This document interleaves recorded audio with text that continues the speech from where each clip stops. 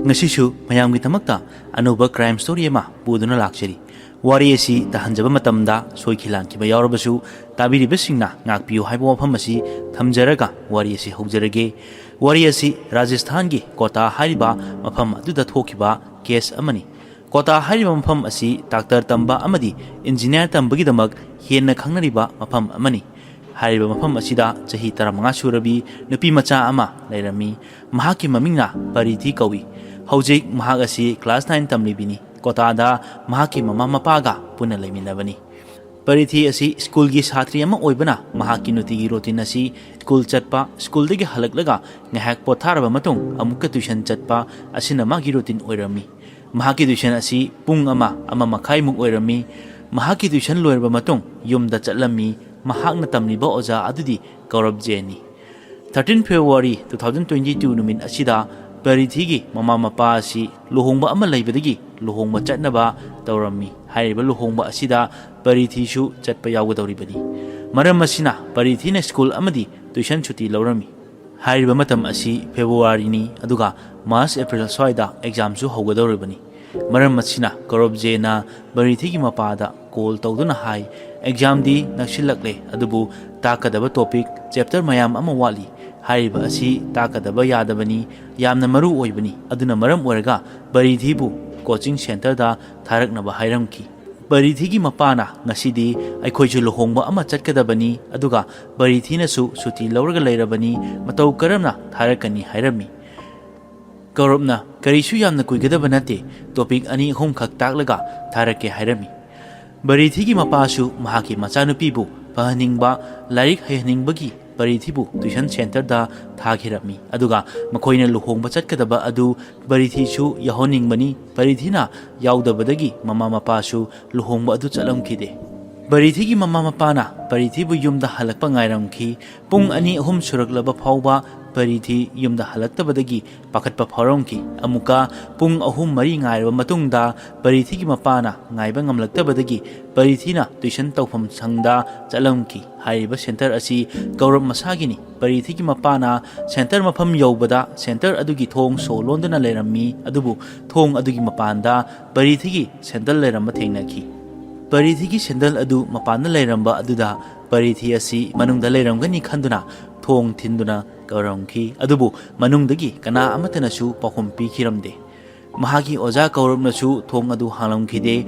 haiba mayam asina maram oiraga Parithi gi mapada akiba amadi pakhatpa jingnaba kaya ama phawrami Gaurav ki tuition center aduga panglap laptana Gaurav ki yum lei pakhalaba Parithi gi mapana Gaurav ki yumda chattuna Parithi amadi Gaurav pu thiramki adubu yum adudasu Gaurav amadi Parithi leramkide Gaurav ki mamada Gaurav kadaida laibagi haina hanglamki mahaki machanupi Gaurav ki tuition center da chakhibani adubu pung ahum mari henjilaglaba phawba yumda halaktabadagi Gaurav ki tuition center da su chattuna yengore center adusu thong loduna lehawi adubu Parithi gi sendal di thong adugi mapanda lehauba thengnaraki haina pawdomki Gaurav ki mamana yenge hairamlaga imungda changkhirami aduga tuition center gi thong adugi show extra ama puduna thorai aduga Parithi gi mapaga puna tuition center da chattuna yengoi thong adu Gaurav ki mamana show hangduna manungda yengoba matamda angakpa thajadaba ama oiki Parithi gi asiba hakchang adu mathakta yanduna leirami aduga mahaki makhong makhotsingdasu thaurina pulami mafam aduda Gaurav ti leiramkhide oiramliba thodok adu ubada khutakta police ta paw pirami ngahak leraba matungda police laktuna yengsilami police su ahanba uba matamdadi nupi macha asi masa mathanda sijaba malami adubu naksinna yenguba matamda nupi macha adugi makho makhut punsinduna leramba adu ubada nupi macha asi kanagumba amana hatlaba matungda thori yansinma oiramgani haina khalamki Parithi gi mapana police ta wari pumbaliramki mahaki machanupi asi Gaurav kida tuition tawba chakhibani yumda halakmandabadagi laktuna yengubada hojik oiramliba phibam asini ngasi aikhoi luhongba ama chatkadabani adubu Gaurav na lairik takadaba lei haiduna nampuda ichanupi asibu phone tawraktuna Gaurav padagi chathankibani haina mapana police ta kaptuna tamlamki Police constable amana nupi macha adu lautharamki aduga nupi macha adugi masada takphom kharchu tarami makhongda maina khara thabagi mami su leirami ahenba khangnabagi tamak postmortem tawnaba thakirami ꯍꯥꯏꯔꯤꯕ ꯊꯧꯗꯣꯛ ꯑꯁꯤ ꯑꯗꯨꯋꯥꯏꯗ ꯂꯩꯕ ꯃꯤꯌꯥꯝꯅ ꯈꯪꯅꯔꯛꯄꯗꯒꯤ ꯃꯐꯝ ꯑꯗꯨꯗ ꯌꯥꯝꯂꯕ ꯃꯤꯌꯥꯝ ꯑꯃ ꯊꯣꯝꯖꯤꯜꯂꯝꯈꯤ꯫ ꯇ꯭ꯌꯨꯁꯟꯒꯤ ꯑꯣꯖꯥ ꯑꯃꯅ ꯆꯍꯤ 15 ꯈꯛ ꯉꯥꯏꯔꯤꯕꯤ ꯅꯨꯄꯤ ꯃꯆꯥ ꯑꯃꯕꯨ ꯍꯥꯠꯂꯒ ꯑꯣꯖꯥ ꯑꯗꯨ ꯂꯣꯠꯈ꯭ꯔꯦ ꯍꯥꯏꯅ ꯄꯥꯎ ꯁꯟꯗꯣꯛꯅꯔꯝꯈꯤ꯫ ꯍꯥꯏꯔꯤꯕ ꯊꯧꯗꯣꯛ ꯑꯁꯤ ꯐꯦꯕ꯭ꯔꯨꯋꯥꯔꯤꯒꯤ ꯇꯥꯡ 16ꯗ ꯊꯣꯛꯈꯤꯕꯅꯤ꯫ ꯑꯗꯨꯒꯤ ꯃꯇꯨꯡ ꯐꯦꯕ꯭ꯔꯨꯋꯥꯔꯤꯒꯤ ꯇꯥꯡ 19ꯗ ꯈꯣꯏꯁꯥꯎꯅꯔꯕ ꯃꯤꯌꯥꯝꯅ ꯃꯤꯍꯥꯠꯄ ꯄꯨꯊꯣꯛꯎ ꯍꯥꯏꯅ ꯂꯝꯕꯤ ꯁꯣꯔꯣꯛꯇ ꯊꯣꯔꯛꯇꯨꯅ ꯄ꯭ꯔꯣꯇꯦꯁ ꯇꯧꯕ ꯍꯧꯔꯝꯈꯤ꯫ ꯍꯥꯏꯔꯤꯕ ꯃꯐꯝ ꯑꯗꯨꯗ ꯗꯨꯀꯥꯟ, ꯁ꯭ꯀꯨꯜ ꯑꯃꯗꯤ ꯊꯣꯡ ꯍꯥꯡꯅꯔꯝꯈꯤꯗꯦ꯫ ꯄꯨꯂꯤꯁꯅꯁꯨ ꯍꯥꯏꯔꯤꯕ ꯀꯧꯔꯞ ꯑꯁꯤ ꯐꯥꯅꯕ ꯀꯟꯅ ꯊꯤꯔꯤꯕꯅꯤ꯫ ꯑꯗꯨꯕꯨ ꯍꯧꯖꯤꯛꯃꯛꯀꯤ ꯑꯣꯏꯅ ꯀꯧꯔꯞꯀꯤ ꯃꯐꯝ ꯈꯪꯗꯕꯗꯒꯤ ꯄꯨꯂꯤꯁꯅ ꯀꯧꯔꯞ ꯄꯨꯊꯣꯛꯄ ꯉꯝꯕ ꯃꯤꯑꯣꯏꯗ ꯂꯨꯄꯥ 10,000 ꯄꯤꯒꯅꯤ ꯍꯥꯏꯅ ꯂꯥꯎꯊꯣꯛꯂꯝꯈꯤ꯫ ꯄꯨꯂꯤꯁꯀꯤ ꯊꯧꯗꯥꯡ ꯑꯗꯨꯗ ꯑꯇꯣꯞꯄ ꯀꯣꯆꯤꯡ ꯁꯦꯟꯇꯔ ꯑꯃꯗꯤ ꯑꯇꯣꯞꯄ ꯁꯪꯁꯊꯥꯟ ꯀꯌꯥ ꯑꯃꯅ ꯀꯧꯔꯞ ꯄꯨꯊꯣꯛꯄ ꯉꯝꯕ ꯃꯤꯑꯣꯏꯗ ꯁꯦꯜꯒꯤ ꯃꯅꯥ ꯑꯣꯏꯅ ꯄꯤꯒꯅꯤ ꯍꯥꯏꯗꯨꯅ ꯁꯦꯜꯒꯤ ꯃꯇꯦꯡ ꯄꯥꯡꯂꯛꯄ ꯑꯗꯨꯅ ꯍꯥꯏꯔꯤꯕ ꯔꯤꯋꯥꯔꯗ ꯑꯗꯨ ꯂꯨꯄꯥ 4 ꯍꯦꯜꯂꯝꯈꯤ꯫ ꯍꯥꯏꯔꯤꯕ ꯊꯧꯗꯣꯛ ꯑꯁꯤ ꯌꯥꯝꯅ ꯆꯥꯎꯔꯕ ꯊꯧꯗꯣꯛ ꯑꯃ ꯑꯣꯏꯔꯝꯈꯤ꯫ ꯃꯤꯌꯥꯝꯒꯤ ꯈꯣꯡꯆꯠ ꯑꯗꯨ ꯎꯕꯗ ꯄꯨꯂꯤꯁꯅꯁꯨ ꯀꯧꯔꯞꯄꯨ ꯐꯥꯅꯕ ꯄꯨꯂꯤꯁꯀꯤ ꯇꯣꯉꯥꯟꯕ ꯇꯤꯝ 30ꯃꯨꯛ ꯁꯦꯝꯂꯝꯈꯤ꯫ ꯑꯗꯨꯒ ꯍꯥꯏꯔꯤꯕ ꯇꯤꯝ ꯑꯗꯨꯗ ꯄꯨꯂꯞꯅ ꯄꯨꯂꯤꯁ 600 ꯔꯣꯝ ꯍꯦꯟꯅ ꯊꯕꯛ ꯇꯧꯔꯤꯕꯅꯤ꯫ ꯍꯥꯏꯔꯤꯕ ꯑꯁꯤ ꯇꯣꯉꯥꯟꯕ ꯄꯣꯁ ꯑꯃꯗꯤ ꯇꯣꯉꯥꯟꯕ ꯃꯐꯝ ꯀꯌꯥꯗ ꯁꯦꯝꯈꯤꯕꯅꯤ꯫ ꯄꯨꯂꯤꯁꯅ ꯀꯧꯔꯞꯀꯤ ꯃꯃꯥꯗꯒꯤ ꯃꯈꯣꯏꯒꯤ ꯃꯔꯤ ꯃꯇꯥꯁꯤꯡ ꯀꯔꯤ ꯀꯔꯝꯕ ꯂꯝꯗ ꯂꯩꯕꯅꯣ, ꯀꯅꯥ ꯂꯩꯕꯅꯣ ꯍꯥꯏꯕꯅꯆꯤꯡꯕ ꯃꯈꯣꯏꯒꯤ ꯑꯦꯗ꯭ꯔꯦꯁ ꯃꯌꯥꯝ ꯑꯗꯨ ꯂꯧꯔꯝꯈꯤ꯫ ꯄꯨꯂꯤꯁꯅ ꯊꯥꯖꯕ ꯂꯩ ꯑꯗꯨꯗꯤ ꯀꯧꯔꯞꯅ ꯂꯣꯠꯂꯤꯕ ꯑꯁꯤ ꯅꯣꯡꯃ ꯅꯠꯇ꯭ꯔꯒ ꯅꯣꯡꯃꯗꯤ ꯃꯈꯣꯏꯒꯤ ꯃꯔꯤ ꯃꯇꯥꯁꯤꯡꯒꯤ ꯌꯨꯝꯗ ꯂꯥꯛꯀꯅꯤ ꯍꯥꯏꯕ ꯑꯁꯤ ꯄꯨꯂꯤꯁꯀꯤ ꯊꯥꯖꯕꯅꯤ꯫ ꯀꯧꯔꯞꯀꯤ ꯃꯆꯦ ꯑꯃꯁꯨ ꯂꯩ꯫ ꯃꯍꯥꯛ ꯑꯁꯤ ꯒꯨꯔꯨꯒ꯭ꯔꯥꯝꯗ ꯂꯩꯕꯅꯤ꯫ ꯄꯨꯂꯤꯁꯅ ꯃꯐꯝ ꯑꯗꯨꯗ ꯂꯥꯛꯀꯅꯤ ꯊꯥꯖꯕꯗꯒꯤ ꯄꯨꯂꯤꯁꯀꯤ ꯇꯤꯝ ꯈꯔ ꯍꯥꯏꯔꯤꯕ ꯃꯐꯝ ꯑꯗꯨꯗ ꯊꯥꯈꯤꯔꯝꯃꯤ꯫ ꯑꯗꯨꯒ ꯀꯧꯔꯞꯀꯤ ꯃꯁꯨꯡ ꯃꯃꯥꯟꯅꯕꯒꯤ ꯃꯇꯥꯡꯗꯁꯨ ꯊꯤꯗꯣꯛꯂꯝꯃꯤ꯫ ꯑꯗꯨꯒ ꯃꯃꯥꯟꯅꯕꯁꯤꯡꯗ ꯀꯧꯔꯞꯀꯤ ꯃꯇꯥꯡꯗ ꯍꯪꯂꯝꯃꯤ꯫ ꯄꯨꯂꯤꯁꯅ ꯊꯤꯕꯗ ꯐꯪꯗꯕꯗꯒꯤ ꯄꯨꯂꯤꯁꯅ ꯋꯥꯈꯜ ꯑꯃ ꯈꯜꯂꯝꯃꯤ꯫ ꯑꯩꯈꯣꯏꯅ ꯊꯤꯔꯤꯕ ꯀꯧꯔꯞ ꯑꯁꯤ ꯃꯁꯥ ꯃꯊꯟꯇ ꯁꯤꯖꯈ꯭ꯔꯕ ꯖꯥꯠꯂꯥ ꯍꯥꯏꯕ ꯋꯥꯍꯪ ꯑꯁꯤꯅꯤ꯫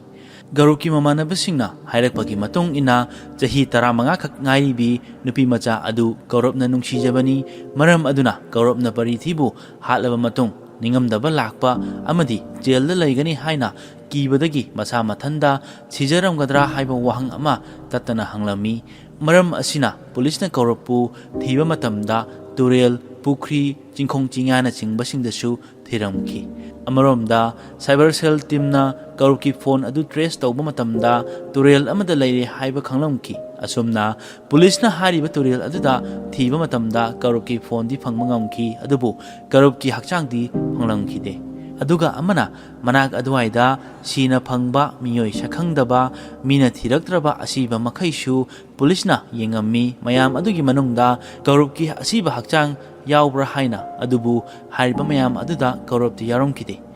ꯀꯧꯔꯞꯅ ꯄꯨꯂꯤꯁꯇ ꯍꯥꯏꯔꯤꯕ ꯀꯦꯁ ꯑꯁꯤ ꯃꯥꯏꯀꯩ ꯑꯇꯣꯞꯄꯗ ꯄꯨꯅꯕ ꯃꯥꯒꯤ ꯐꯣꯟ ꯑꯗꯨ ꯇꯨꯔꯦꯜꯗ ꯊꯥꯗꯕ ꯑꯣꯏꯔꯝꯒꯅꯤ ꯍꯥꯏꯅ ꯑꯃꯨꯛ ꯈꯜꯂꯝꯈꯤ꯫ ꯑꯁꯨꯝꯅ ꯄꯨꯂꯤꯁꯅ ꯀꯧꯔꯞ ꯑꯁꯤ ꯍꯤꯡꯂꯤ ꯍꯥꯏꯅ ꯊꯥꯖꯕ ꯊꯝꯂꯒ ꯀꯧꯔꯞꯄꯨ ꯑꯃꯨꯛ ꯃꯈꯥ ꯇꯥꯅ ꯊꯤꯕ ꯍꯧꯔꯝꯈꯤ꯫ ꯀꯧꯔꯞꯀꯤ ꯃꯔꯤ ꯃꯇꯥꯁꯤꯡꯒꯤ ꯌꯨꯝꯗꯁꯨ ꯄꯨꯂꯤꯁ ꯃꯌꯥꯝꯅ ꯃꯤꯠꯌꯦꯡ ꯊꯝꯂꯤꯕꯅꯤ꯫ ꯀꯔꯝꯕ ꯃꯇꯝꯗ ꯀꯧꯔꯞ ꯂꯥꯛꯀꯗꯒꯦ ꯍꯥꯏꯕ꯫ ꯑꯁꯨꯝꯅ ꯅꯨꯃꯤꯠ 8ꯅꯤ ꯍꯧꯖꯤꯟꯈ꯭ꯔꯦ꯫ ꯅꯣꯡꯃ ꯏꯊꯥ ꯊꯥꯖꯗꯅ ꯒꯨꯔꯨꯒ꯭ꯔꯥꯝꯗ ꯂꯩꯕ ꯀꯧꯔꯞꯀꯤ ꯃꯆꯦ ꯍꯣꯏꯗ ꯀꯧꯔꯞ ꯂꯥꯛꯂꯝꯃꯤ꯫ ꯄꯨꯂꯤꯁꯅ ꯍꯥꯟꯅꯗꯒꯤ ꯉꯥꯏꯗꯨꯅ ꯂꯩꯔꯝꯂꯕ ꯀꯧꯔꯞꯄꯨ ꯄꯨꯂꯤꯁꯅ ꯐꯥꯔꯒ ꯀꯣꯊꯥꯗ ꯑꯃꯨꯛ ꯄꯨꯔꯛꯂꯝꯈꯤ꯫ ꯄꯨꯂꯤꯁꯅ ꯀꯧꯔꯞꯇ ꯋꯥꯍꯪ ꯄꯥꯎꯍꯪ ꯇꯧꯔꯝꯃꯤ꯫ ꯃꯇꯝ ꯑꯗꯨꯗ ꯀꯧꯔꯞꯅ ꯑꯁꯦꯡꯕ ꯄꯨꯝꯕ ꯍꯥꯏꯔꯝꯈꯤ꯫ ꯀꯧꯔꯞꯀꯤ ꯋꯥꯔꯤ ꯑꯗꯨ ꯇꯥꯕꯗ ꯌꯥꯝꯅ ꯑꯉꯛꯄ ꯑꯃ ꯑꯣꯏꯔꯝꯈꯤ꯫ ꯀꯧꯔꯞꯅ ꯆꯍꯤ 15 ꯈꯛ ꯉꯥꯏꯔꯤꯕꯤ ꯅꯨꯄꯤ ꯃꯆꯥ ꯑꯗꯨ ꯇ꯭ꯌꯨꯁꯟ ꯇꯧꯕꯤꯔꯤꯕꯅꯤ꯫ ꯀꯧꯔꯞꯅ ꯂꯥꯏꯔꯤꯛ ꯇꯥꯛꯄꯤꯔꯤꯕꯤ ꯃꯆꯥꯒꯨꯝꯂꯕꯤ ꯑꯗꯨꯗ ꯅꯨꯡꯁꯤꯕ ꯐꯥꯎꯔꯝꯈꯤ꯫ ꯃꯥꯒꯤ ꯅꯨꯡꯁꯤꯕ ꯑꯗꯨ ꯄꯔꯤꯊꯤꯗ ꯀꯌꯥꯔꯛ ꯐꯣꯡꯗꯣꯛꯈꯤꯕ ꯂꯩꯔꯕꯅꯤ, ꯗꯥꯏꯔꯦꯛ ꯑꯣꯏꯅ ꯑꯃꯗꯤ ꯏꯟꯗꯥꯏꯔꯦꯛ ꯑꯣꯏꯅ꯫ ꯃꯇꯝ ꯑꯗꯨꯗ ꯅꯨꯄꯤ ꯃꯆꯥ ꯑꯗꯨꯅ ꯀꯧꯔꯞꯅ ꯍꯥꯏꯔꯤꯕ ꯑꯗꯨ ꯌꯥꯔꯝꯈꯤꯗꯦ꯫ ꯑꯗꯨꯕꯨ ꯀꯧꯔꯞꯀꯤ ꯅꯨꯡꯁꯤꯕꯗꯤ ꯂꯦꯞꯂꯝꯗꯦ꯫ ꯑꯁꯨꯝꯅ ꯐꯦꯕ꯭ꯔꯨꯋꯥꯔꯤ ꯊꯥ ꯌꯧꯔꯛꯂꯝꯈꯤ꯫ ꯐꯦꯕ꯭ꯔꯨꯋꯥꯔꯤꯒꯤ ꯊꯥ ꯌꯧꯔꯛꯄ ꯑꯁꯤꯗ ꯚꯦꯂꯦꯟꯇꯥꯏꯟꯒꯤ ꯋꯥꯈꯜ ꯈꯜꯂꯝꯈꯤ꯫ ꯑꯁꯨꯝꯅ ꯀꯧꯔꯞꯅ ꯚꯦꯂꯦꯟꯇꯥꯏꯟ ꯗꯦ ꯂꯥꯛꯇ꯭ꯔꯤꯉꯩꯒꯤ ꯃꯃꯥꯡꯗ ꯍꯥꯏꯕꯗꯤ 14 ꯐꯦꯕ꯭ꯔꯨꯋꯥꯔꯤ ꯂꯥꯛꯇ꯭ꯔꯤꯉꯩꯗ ꯑꯃꯨꯛꯀ ꯄꯔꯤꯊꯤꯗ ꯑꯔꯣꯏꯕ ꯑꯣꯏꯅ ꯄ꯭ꯔꯄꯣꯁ ꯇꯧꯒꯦ ꯍꯥꯏꯅ ꯈꯜꯂꯝꯈꯤ꯫ ꯄ꯭ꯔꯄꯣꯁ ꯇꯧꯕꯒꯤ ꯋꯥꯈꯜ ꯈꯛ ꯅꯠꯇꯅ ꯑꯇꯣꯞꯄ ꯃꯤ ꯑꯃ ꯅꯠꯇꯕꯒꯤ ꯋꯥꯈꯜꯁꯨ ꯈꯜꯂꯝꯈꯤ꯫ ꯀꯔꯤꯒꯨꯝꯕ ꯀꯧꯔꯞꯅ ꯄ꯭ꯔꯄꯣꯁ ꯇꯧꯕ ꯃꯇꯝꯗ ꯌꯥꯔꯛꯂꯕꯗꯤ ꯐꯔꯦ꯫ ꯑꯗꯨꯕꯨ ꯑꯗꯨ ꯅꯠꯇꯗꯅ ꯄꯔꯤꯊꯤꯅ ꯌꯥꯔꯛꯇꯕ ꯇꯥꯔꯕꯗꯤ ꯄꯔꯤꯊꯤꯕꯨ ꯍꯥꯠꯀꯅꯤ ꯍꯥꯏꯕ ꯋꯥꯈꯜ ꯈꯜꯂꯝꯈꯤ꯫ ꯃꯔꯝꯗꯤ ꯄꯔꯤꯊꯤ ꯑꯁꯤ ꯀꯧꯔꯞꯀꯤ ꯑꯣꯏꯕ ꯌꯥꯗ꯭ꯔꯒꯗꯤ ꯑꯇꯣꯞꯄ ꯀꯅꯥꯒꯤꯁꯨ ꯑꯣꯏꯍꯜꯂꯣꯏ ꯍꯥꯏꯕ ꯋꯥꯈꯜ ꯑꯁꯤꯅꯤ꯫ ꯂꯥꯏꯔꯤꯛ ꯂꯥꯏꯁꯨ ꯍꯩꯔꯕ ꯑꯣꯖꯥ ꯑꯣꯏꯔꯤꯕ ꯑꯃꯅ ꯑꯁꯤꯒꯨꯝꯂꯕ ꯐꯠꯇ꯭ꯔꯕ ꯋꯥꯈꯜ ꯈꯜꯂꯤꯕ ꯑꯁꯤꯁꯨ ꯑꯉꯛꯄ ꯑꯃꯅꯤ꯫ ꯑꯁꯨꯝꯅ ꯀꯧꯔꯞꯅ ꯐꯦꯕ꯭ꯔꯨꯋꯥꯔꯤ ꯊꯥ ꯂꯥꯛꯄꯗ ꯄꯔꯤꯊꯤꯒꯤ ꯃꯃꯥ ꯃꯄꯥ ꯑꯁꯤ 13 ꯐꯦꯕ꯭ꯔꯨꯋꯥꯔꯤꯗ ꯂꯨꯍꯣꯡꯕ ꯑꯃ ꯆꯠꯀꯅꯤ ꯍꯥꯏꯕ ꯑꯁꯤ ꯈꯪꯂꯝꯈꯤ꯫ ꯍꯥꯏꯔꯤꯕ ꯅꯨꯃꯤꯠ ꯑꯁꯤ ꯀꯧꯔꯕꯀꯤ ꯆꯞ ꯆꯥꯕ ꯅꯨꯃꯤꯠ ꯑꯃ ꯑꯣꯏꯔꯝꯈꯤ꯫ ꯅꯨꯃꯤꯠ ꯑꯁꯤꯗ ꯄꯔꯤꯊꯤꯒꯤ ꯃꯃꯥ ꯃꯄꯥ ꯑꯁꯤ ꯂꯨꯍꯣꯡꯕ ꯆꯠꯈ꯭ꯔꯕꯗꯤ ꯃꯍꯥꯛꯄꯨ ꯀꯅꯥꯅ ꯊꯤꯔꯛꯀꯅꯤ? ꯃꯔꯝ ꯑꯁꯤꯅ 13 ꯐꯦꯕ꯭ꯔꯨꯋꯥꯔꯤ ꯑꯁꯤꯗ ꯀꯧꯔꯕꯅ ꯄꯔꯤꯊꯤꯒꯤ ꯃꯄꯥꯗ ꯀꯣꯜ ꯇꯧꯗꯨꯅ ꯄꯔꯤꯊꯤꯕꯨ ꯀꯧꯈꯤꯕꯅꯤ꯫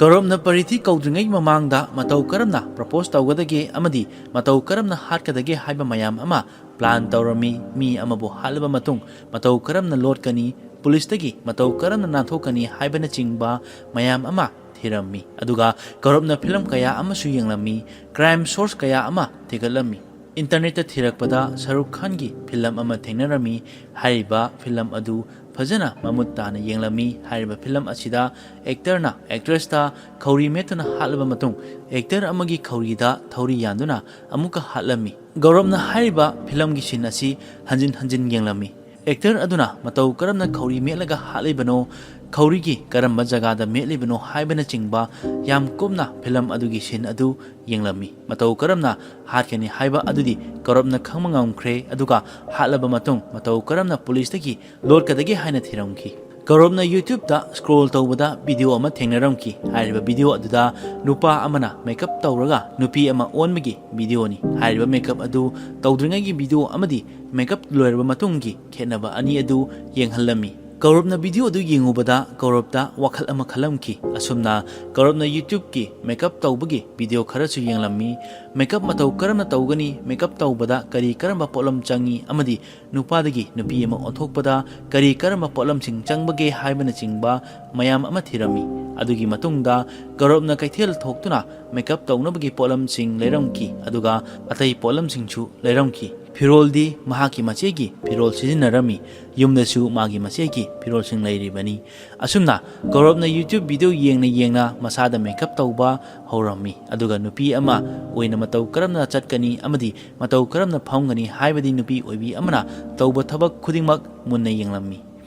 ꯀꯧꯔꯕꯅ ꯍꯥꯟꯅꯗꯒꯤ ꯃꯇꯧ ꯀꯔꯝꯅ ꯃꯤ ꯍꯥꯠꯀꯅꯤ, ꯀꯔꯝꯕ ꯃꯇꯝꯗ ꯍꯥꯠꯀꯅꯤ, ꯃꯐꯝ ꯀꯗꯥꯏꯗ ꯍꯥꯠꯀꯅꯤ, ꯑꯗꯨꯒ ꯀꯔꯝꯕ ꯃꯐꯝꯗ ꯅꯨꯄꯤ ꯑꯣꯏꯕꯤꯒꯤ ꯗ꯭ꯔꯦꯁ ꯍꯣꯡꯒꯅꯤ ꯍꯥꯏꯕ ꯃꯌꯥꯝ ꯑꯗꯨ ꯄ꯭ꯂꯥꯟ ꯇꯧꯕ ꯂꯣꯏꯔꯕꯅꯤ꯫ ꯀꯧꯔꯕꯅ ꯃꯦꯀꯞ ꯂꯣꯏꯔꯕ ꯃꯇꯨꯡꯗ ꯃꯤꯡꯁꯦꯜꯗ ꯌꯦꯡꯖꯔꯝꯃꯤ꯫ ꯑꯗꯨꯒ ꯃꯍꯥꯛꯅ ꯅꯨꯄꯤ ꯑꯃ ꯁꯥꯕꯗ ꯀꯌꯥꯃꯨꯛ ꯌꯥꯝꯅ ꯃꯥꯟꯕꯒꯦ ꯑꯃꯗꯤ ꯃꯥꯒꯤ ꯈꯣꯡꯆꯠꯅꯆꯤꯡꯕ ꯑꯁꯤ ꯈꯪꯗꯣꯛꯅꯕ ꯀꯧꯔꯕꯅ ꯀꯩꯊꯦꯜꯗ ꯅꯨꯄꯤ ꯑꯃ ꯁꯥꯔꯒ ꯊꯣꯔꯛꯂꯝꯃꯤ꯫ ꯃꯥꯒꯤ ꯁꯛꯂꯣꯟ ꯑꯗꯨꯗ ꯃꯤ ꯑꯇꯩꯅ ꯈꯪꯕ꯭ꯔꯥ ꯍꯥꯏꯅ ꯌꯦꯡꯊꯣꯛꯅꯕ, ꯑꯗꯨꯕꯨ ꯃꯥꯕꯨ ꯀꯅꯥ ꯑꯃꯠꯇꯅ ꯅꯨꯄꯥꯅꯤ ꯍꯥꯏꯕ ꯈꯪꯕ ꯉꯝꯂꯝꯈꯤꯗꯦ꯫ ꯃꯍꯥꯛꯀ ꯄꯨꯂꯤꯁ ꯀꯟꯁꯇꯦꯕꯜ ꯅꯨꯄꯤ ꯑꯃꯒꯁꯨ ꯊꯦꯡꯅꯈꯤ꯫ ꯑꯗꯨꯗꯁꯨ ꯅꯨꯄꯥꯅꯤ ꯍꯥꯏꯕ ꯈꯪꯕ ꯉꯝꯈꯤꯗꯦ꯫ ꯍꯥꯏꯔꯤꯕ ꯃꯇꯝ ꯑꯁꯤꯗ ꯀꯧꯔꯕꯅ ꯀꯅꯥꯗꯁꯨ ꯀ꯭ꯔꯥꯏꯝ ꯇꯧꯗ꯭ꯔꯤꯕꯅꯤ꯫ ꯀꯔꯤꯒꯨꯝꯕ ꯈꯨꯗꯣꯡꯊꯤꯕꯗꯒꯤ ꯀꯧꯔꯕꯄꯨ ꯐꯥꯔꯕꯁꯨ ꯃꯍꯥꯛ ꯑꯣꯖꯥ ꯑꯃ ꯑꯣꯏꯕꯅꯤꯅ ꯃꯌꯥꯝꯗ ꯁꯣꯁꯤꯌꯦꯜ ꯑꯦꯛꯁꯄꯦꯔꯤꯃꯦꯟ ꯇꯧꯕꯅꯤ ꯍꯥꯏꯕ ꯌꯥꯏ ꯍꯥꯏꯕꯒꯤ ꯋꯥꯈꯜ ꯂꯩꯔꯝꯈꯤ꯫ ꯑꯗꯨꯕꯨ ꯍꯥꯏꯔꯤꯕ ꯑꯗꯨ ꯀꯧꯔꯕꯄꯨ ꯅꯨꯄꯥ ꯑꯃꯅꯤ ꯍꯥꯏꯕ ꯈꯪꯂꯝꯈꯤꯗꯦ꯫ ꯃꯔꯝ ꯑꯁꯤꯅ ꯀꯧꯔꯕꯇꯁꯨ ꯃꯥꯕꯨ ꯀꯅꯥꯅꯁꯨ ꯐꯥꯕ ꯉꯝꯂꯔꯣꯏ ꯍꯥꯏꯕꯒꯤ ꯋꯥꯈꯜ ꯑꯃ ꯈꯜꯂꯝꯈꯤ꯫ ꯑꯗꯨꯕꯨ ꯍꯨꯔꯥꯟꯕꯒꯤ ꯇꯔꯥꯅꯤ ꯃꯄꯨꯒꯤ ꯅꯣꯡꯃ ꯍꯥꯏꯕꯒꯨꯝꯅ ꯃꯤꯒꯤ ꯐꯠꯇꯅꯕ ꯊꯕꯛ ꯇꯧꯕ, ꯍꯨꯔꯥꯟ ꯆꯤꯟꯊꯤ ꯇꯧꯕ ꯃꯤꯑꯣꯏꯒꯤꯗꯤ ꯅꯣꯡꯃ ꯁꯨꯡꯁꯣꯏ ꯁꯣꯏꯗꯅ ꯃꯁꯥꯅ ꯇꯧꯖꯔꯨꯕꯒꯤ ꯆꯩꯔꯥꯛ ꯐꯪꯒꯗꯧꯔꯤꯕꯅꯤ꯫ ꯑꯗꯨꯕꯨ ꯍꯥꯏꯔꯤꯕ ꯑꯁꯤ ꯀꯧꯔꯕꯅ ꯃꯥꯒꯤ ꯅꯨꯡꯁꯤꯕ ꯑꯃꯒꯤꯗꯃꯛ, ꯑꯗꯨꯁꯨ ꯃꯍꯥꯛꯀꯤ ꯁꯥꯇ꯭ꯔꯤ ꯑꯣꯏꯔꯤꯕꯤ, ꯆꯍꯤ ꯅꯧꯔꯤꯕꯤ ꯑꯉꯥꯡ ꯑꯃꯗ ꯋꯥꯈꯜ ꯂꯥꯟꯅ ꯈꯜꯂꯨꯕ ꯑꯗꯨꯅ ꯉꯁꯤꯗꯤ ꯀꯧꯔꯕꯀꯤ ꯃꯐꯝꯗ ꯗꯁꯥ ꯇꯥꯔꯤꯕꯅꯤ꯫ ꯀꯧꯔꯕꯅ ꯆꯥꯡꯌꯦꯡ ꯃꯌꯥꯝ ꯑꯃ ꯇꯧꯔꯕ ꯃꯇꯨꯡ ꯇ꯭ꯔꯥꯚꯦꯜ ꯑꯦꯖꯦꯟꯁꯤ ꯑꯃꯗ ꯆꯠꯇꯨꯅ ꯍꯔꯤꯗ꯭ꯋꯥꯔ ꯆꯠꯅꯕꯒꯤꯗꯃꯛ ꯇ꯭ꯔꯦꯟꯒꯤ ꯇꯤꯀꯦꯠ ꯑꯃ ꯀꯛꯂꯝꯃꯤ꯫ ꯑꯗꯨꯒ ꯑꯃꯨꯛ ꯕꯁ ꯁ꯭ꯇꯦꯁꯟ ꯑꯃꯗ ꯆꯠꯇꯨꯅ ꯇꯤꯀꯦꯠ ꯑꯃ ꯀꯛꯂꯝꯃꯤ꯫ ꯇꯤꯀꯦꯠ ꯀꯛꯄ ꯃꯇꯝꯗ ꯃꯍꯥꯛꯀꯤ ꯃꯃꯤꯡ ꯑꯁꯤ ꯅꯨꯄꯤ ꯑꯃꯒꯤ ꯃꯃꯤꯡ ꯊꯣꯜꯂꯝꯃꯤ, ꯃꯗꯨꯗꯤ ꯃꯤꯅꯥꯛꯁꯤ꯫ ꯑꯁꯨꯝꯅ 13 ꯐꯦꯕ꯭ꯔꯨꯋꯥꯔꯤ 2022 ꯌꯧꯔꯛꯂꯝꯃꯤ꯫ ꯍꯥꯏꯔꯤꯕ ꯅꯨꯃꯤꯠ ꯑꯁꯤꯗ ꯄꯔꯤꯊꯤꯅ ꯁ꯭ꯀꯨꯜ ꯑꯃꯗꯤ ꯇ꯭ꯌꯨꯁꯟꯗ ꯁꯨꯇꯤ ꯂꯧꯔꯝꯃꯤ, ꯃꯔꯝꯗꯤ ꯃꯍꯥꯛꯁꯨ ꯃꯃꯥ ꯃꯄꯥꯒ ꯂꯨꯍꯣꯡꯕ ꯆꯠꯄ ꯑꯗꯨ ꯌꯥꯎꯒꯗꯧꯔꯤꯕꯅꯤ꯫ ꯍꯥꯏꯔꯤꯕ 13 ꯐꯦꯕ꯭ꯔꯨꯋꯥꯔꯤ ꯑꯁꯤꯗ ꯀꯧꯔꯕꯅ ꯀꯣꯜ ꯇꯧꯗꯨꯅ ꯄꯔꯤꯊꯤꯕꯨ ꯑꯦꯛꯁꯇ꯭ꯔꯥ ꯀ꯭ꯂꯥꯁꯀꯤꯗꯃꯛ ꯇ꯭ꯌꯨꯁꯟ ꯁꯦꯟꯇꯔꯗ ꯂꯥꯛꯅꯕ ꯍꯥꯏꯔꯝꯃꯤ꯫ ꯑꯗꯨꯕꯨ ꯍꯥꯏꯔꯤꯕ ꯑꯗꯨ ꯄꯔꯤꯊꯤꯒꯤ ꯃꯃꯥ ꯃꯄꯥꯅꯗꯤ ꯑꯍꯥꯟꯕꯗ ꯌꯥꯔꯝꯗꯦ, ꯃꯔꯝꯗꯤ ꯄꯔꯤꯊꯤꯅ ꯍꯥꯟꯅꯗꯒꯤ ꯁ꯭ꯀꯨꯜ ꯑꯃꯗꯤ ꯇ꯭ꯌꯨꯁꯟꯒꯤ ꯁꯨꯇꯤ ꯂꯧꯔꯒ ꯂꯩꯔꯕꯅꯤ꯫ ꯑꯗꯨꯕꯨ ꯃꯍꯥꯛꯀꯤ ꯃꯆꯥꯅꯨꯄꯤꯒꯤ ꯇꯨꯡꯒꯤ ꯄꯨꯟꯁꯤꯒꯤꯗꯃꯛ ꯐꯅꯕꯒꯤꯗꯃꯛ ꯑꯣꯖꯥꯅ ꯍꯥꯏꯔꯛꯄ ꯃꯇꯝꯗ ꯀꯔꯝꯕ ꯃꯃꯥ ꯃꯄꯥꯅ ꯌꯥꯔꯣꯏꯗꯒꯦ? ꯃꯃꯥ ꯃꯄꯥꯅ ꯃꯆꯥꯕꯨ ꯑꯐꯕ ꯃꯤ ꯑꯃ ꯑꯣꯏꯍꯟꯅꯤꯡꯉꯣꯏꯗꯕꯅꯣ? ꯑꯁꯨꯝꯅ ꯃꯆꯥꯅꯨꯄꯤꯅ ꯑꯐꯕ ꯑꯃ ꯑꯣꯏꯅꯕꯒꯤꯗꯃꯛ, ꯂꯥꯏꯔꯤꯛ ꯇꯝꯅꯕꯒꯤꯗꯃꯛ ꯀꯧꯔꯕꯀꯤ ꯂꯥꯡꯗ ꯊꯨꯈꯤꯕꯅꯤ꯫ ꯃꯆꯥꯅꯨꯄꯤꯅ ꯑꯐꯕ ꯃꯤ ꯑꯃ ꯑꯣꯏꯅꯕꯒꯤꯗꯃꯛ, ꯂꯥꯏꯔꯤꯛ ꯇꯝꯅꯕꯒꯤꯗꯃꯛ ꯀꯧꯔꯕꯄꯨ ꯃꯥꯒꯤ ꯑꯣꯖꯥꯃꯛꯅꯤ ꯈꯟꯗꯨꯅ ꯑꯐꯕ ꯋꯥꯈꯜ ꯀꯌꯥꯒ ꯂꯣꯏꯅꯅ ꯃꯆꯥꯅꯨꯄꯤꯕꯨ ꯀꯧꯔꯕꯀꯤ ꯇ꯭ꯌꯨꯁꯟ ꯁꯦꯟꯇꯔꯗ ꯊꯥꯈꯤꯕꯅꯤ꯫ असुमना बरीथीना कौरबकी ट्यूशन सेंटर यौबदा कौरबना बरीथीबु प्रपोज तौरमकी अदुबु हारिबा अदु बरीथीना यारमखिदे बरीथीना यादबदगी कौरबना बरीथीगी मफमदा नत्तबा लिचत चटके तौरकपदगी बरीथीना अकनबा खोंदा यामथीना कौरबता ngalakpadagi कौरबना बरीथीगी ngaksamda yetliba juni aduna ngaksamda yesinbada sor phungatuna awaba ma oiramki adugi tanja lawduna कौरबना बरीथीगी खोंग खुद पुनसिंदुना अमुक्का ngaksamda yesinki handakti बरीथी खांबा ngamdraduna फजरबा ताइबंगपाल asi थादोकलामकी अदुगी मतुंगदा बरीथीबु मथक्ता थौरीना यांखलमनी पुलिसना उबदा मसा मथंदा सिजबा मानबा अदुबु बरीथीगी मखो मखुत पुनसिलुबा अदुना अमुक्सु हारिबा asi पुलिसकी मफमदा कुइना लोटपा यारवे हाइबा खंगलमकी असुमना कौरबना मागे मायोक्ता लेगेदबा एविडेंस ओइबा याबा मखै मांगलमलबा मतुंग माइदा लुमाल अमा खुमलगा एक्टिवा थौदुना चटखिबनी हारिबा मतम असिदा कोविड-19 मतमसु ओइबना मरम ओइरगा कौरबना माइदा लुमान खुमजिनबा अदु कनानासु चिंगनबा लैखिदे कौरबकी प्लानगी मतुंग इना माना चटलिबा लंबी असि CCTV कैमरा लेबा ngakतनी मरमदी CCTV कैमरा दा उरगा पुलिसना माबु थीबा लाकनबा अदुगा कौरबना पेट्रोल पंप अमदसु चंगदुना पेट्रोल हानकी हारिबा मतम अदुदा पेट्रोल हानद्रगसु यारिबनी अदुबु मागी लंबी असि हारिबा मफम अदुदा चटकी हाइबा अदु खंगहन्नबगीदमक हानखिबनी ओइल पंप अदुदा थबक तौबा नुपा अमदा केसराय पतनगी लंबी हंगलमकी अदुगा कौरबना हारिबा मफम अदुदा लाक्तुना लंबी अमगी अचिकपा मफम अमदा महांगना पुरकलिबा नुपीगी ड्रेस अदु होंदोक्तुना नुपी अमा सारमखी अदुगा मागी एक्टिवा अदु मफम अदुदा थमदोकलमलगा कोतादा अमुक हलकलमखी अदुबु हारिबा मफम अदुदगी कोता असि यामना लापलिबनी मरम असिना मसक खंगदबा गाड़ी अमदा लिप लौदुना कोतादा अमुक हलकलमखी अतई अतोप केसतदी मी हालबा मतुंग अतई अतोप खुल अमदा चेंदुना चतुना लोटखिबा ngakतनी अदुबु कौरबदी माना हालमलिबा मफम अदुदा अमुक हंजिनखिबगी वारीनी कौरबता थाजबा अमा लै मदुदी कौरब असि पुलिसना तीबा फंगलरोय कौरबदी केसराय पतनदा थिरमखिगनी खलमखी कोतादा यौरकलबा मतुंग बस स्टेशनदा चतुना हरिद्वार चटकदबगी बसदा काखतुना फमखी मरमदी माना हाना हरिद्वार चटकदबगी टिकेट अदु कखरबनी असुमना यूपी दगी बिहार दगी यूपी असुमना कौरबना मफम अमदगी मफम अमदा चतुना लेरमी मागी चपचाबा मफम अमा पुलिसना थीबा खंगबा ngamdanaba asumna numit 3 sujilaklabani कौरबकी मफमदसु सेल लोइसिलकलमखी असुमना numit 3 सुरकपदा कौरबकी वाखलता हप्ता अमा फारे माबु पुलिसना थिरमलरोय खंदुना कौरबना मागी मचेगी युम हाइबदी कुरुग्रामदा लैबदा लालमखी कौरबना मचेगी युम यौरकपदा मखोयगी युम अदु थोंसो लोलमी हाइबा नुमित अदुदा मखोयदी लुहोंबा अमा चटखिरमी कौरबना मचेगी yum Lakpa मतमदा हानदगी कौरबपु ngaiduna लैरिबा कोतादगी Lakpa पुलिसना कौरबपु फाखिरमी असुमना कोतादा पुदुना Laki हौजिकमकी होइना case असि मखा चथरी कौरबकी मफमदा करी करंबा चेराक पीगदबनो हाइबा अदु मयाम पुना ngaimiनसी अदुगा मयामनसु कमेंट तौदुना हाइबिरमु कौरबपु करी करंबा चेराक पीहनिंगमगे हाइबा अदु मसिनी ngasiगी असिंग थोखिबा थोहनिंगदबा थौदोक अमगी वारी असी तहंजबा मतमदा सोइखि लानखिबा यावरबसु ताबिरिबसिंगना ngakपियु हाइबा वफम असि थमजरी अदुगा चैनल असिबु सपोर्ट तौबिबोइना लाइक शेयर अमदी सब्सक्राइब तौबा काउबिगनु।